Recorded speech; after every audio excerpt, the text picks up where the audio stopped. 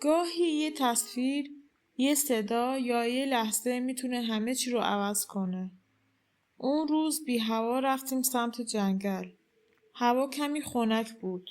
برگ‌ها زیر پامون خشخش میکردن و سکوتی بود که آدم رو آروم میکرد. همینطور که بین درخت‌ها راه میرفتیم یه خونه قدیمی دیدیم.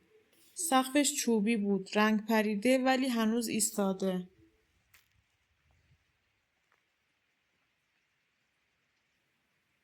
کنارش یه چشمه کوچیک بود و حیاتش پر از برگ‌های ریخته.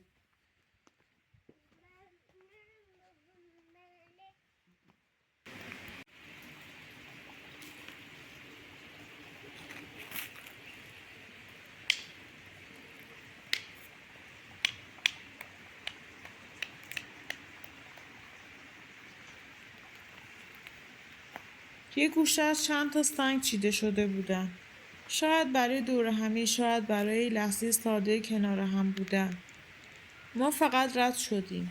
ایستادیم. چند لحظه نگاه کردیم و یه حس عجیب تو دلمون نشست.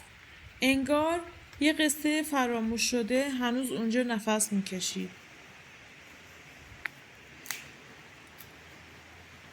رفتیم سمت خونه ولی چیزی از اون لحظه هنوز با همون بود.